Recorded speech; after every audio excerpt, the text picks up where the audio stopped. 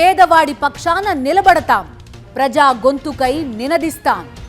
Voice of voiceless, తెలుగువారి మనస్సాక్షి సాక్షి TV. సాక్షి TV ప్రసారాల కోసం మీ స్థానిక కేబుల్ ఆపరేటర్ని వెంటనే సంప్రదించండి. ఉమ్మడి పాలమూరు జిల్లాలో విష జ్వరాలు విజృంభిస్తున్నాయి. ముఖ్యంగా రోజురోజుకు పెరుగుతున్న డెంగీ కేసులు ప్రజల్లో ఆందోళన కలిగిస్తున్నాయి.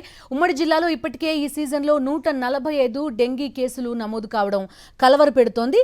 ఇటు పట్టణాలు అటు గ్రామీణ ప్రాంతాల్లో లోపించిన పారిశుద్ధ్యం వ్యాధులకు కారణమవుతోందని ప్రజలు ఆందోళన చెందుతున్నారు. వైద్య ఆరోగ్య శాఖ అధికారులు ఇంటింటి ఫీవర్ సర్వేతో పాటు యాంటీ లార్వా స్ప్రే కార్యక్రమాన్ని కొనసాగిస్తున్నారు.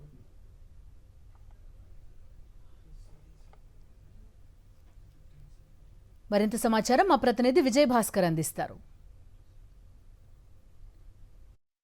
ఉమ్మడి పాలమూరు జిల్లాలో విష జ్వరాలు విజృంభిస్తున్నాయి.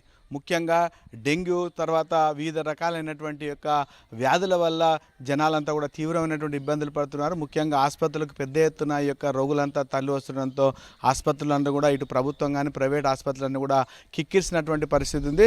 అయితే ప్రధానంగా ఈ జనవరి నుంచి ఇప్పటి వరకే ఉమ్మడి పాలమూరు జిల్లాలో డెంగ్యూకు సంబంధించి 145 కేసులు నమోదు కావడం జరిగింది. అందులో ప్రత్యేకంగా మహబూబ్ నగర్ సంబంధించినటువంటి ఈ జిల్లాలోనే 90 కేసులు నమోదు కాగా ముఖ్యంగా గ్రామీణ ప్రాంతాలనే కాకుండా మున్సిపాలిటీలకు కూడా కొన్ని ప్రాంతాల్లో ఈ యొక్క డెంగ్యూ కేసులు నమోదు కావడం మాత్రం ఆందోళన కలిగిస్తుంది. మనం చూస్తున్నాం ఇటు వైద్య ఆరోగ్య శాఖకు సంబంధించినటువంటి అధికారులంతా కూడా అప్రమత్తం కావడం జరిగింది. ప్రస్తుతం ఈ యొక్క అధికారులంతా కూడా సర్వే నిర్వహిస్తున్నారు. ఇల్లు తిరిగి ఎక్కడైతే యొక్క నీటికి సంబంధించిన గుంటలు ఉంటాయో వాటిని అన్నిటిపైన ఈ యొక్క స్ప్రే చేపియడం కానీ యాంటీ లార్వా స్ప్రేయింగ్ కానీ వీటికి సంబంధించినటువంటి చర్యలు చేపట్టడం జరుగుతుంది.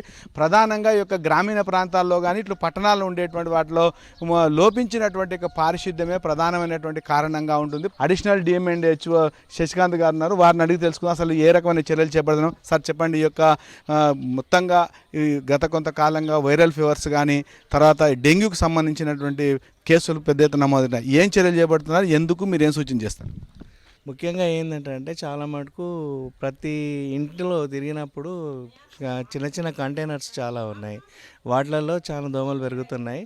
ఇంకోటి ఏంటంటే ఎక్కడైతే ఓపెన్ ప్లాట్స్ ఉన్నాయో వాటిల్లో నీళ్లు నిలవడం వల్ల ఇది ప్రాబ్లం అవుతుంది. జూలై 1 నుంచే మేము already fever surveys plus house to house survey చేస్తున్నామండి.